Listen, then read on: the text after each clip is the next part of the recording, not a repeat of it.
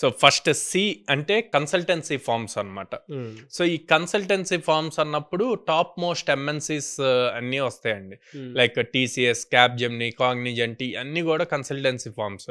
వీళ్ళ own products తక్కువ ఉంటాయి, వేరే వాళ్ళ ప్రోడక్ట్స్ వాళ్ళకి వేరే క్లయింట్స్కి వీళ్ళు కన్సల్టెంట్స్గా ఉండి ఆ ప్రాజెక్ట్స్ తీసుకొచ్చి బిల్డ్ చేస్తూ ఉంటారు. ఇట్లాంటి వాటిల్లో కెరీర్ బిల్డ్ చేసుకోవటం చాలా ఈజీగా ఉంటుంది.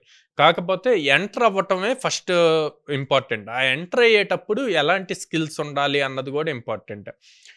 ఆ కంపెనీ స్పెసిఫిక్గా ఈ consultancy companies A type of projects మీద ఎక్కువగా వర్క్ చేస్తున్నాయి అన్నది మనం గూగుల్ నుంచి అట్లాగే ఇన్ఫర్మేషన్ తీసుకోవచ్చు. ఆ తీసుకున్న ఇన్ఫర్మేషన్ బేస్ చేసుకొని కొంత రీసెర్చ్ చేసి, ఫర్ సపోజ్ బ్యాంకింగ్ డొమైన్స్ ఉంటుందండి, ఈ కామర్స్ ప్లాట్ఫామ్స్ ఉంటాయి. సో ఇట్లాగా ఆ డొమైన్స్ బేస్ చేసుకొని ఆ డొమైన్లో ఎలాంటి స్కిల్ కావాలి అన్నది రీసెర్చ్ చేసి కనుక వాళ్ళు నేర్చుకుంటే ఈజీ అవుతుంది కన్సల్టెన్సీ ఫార్మ్స్లో రావటానికి.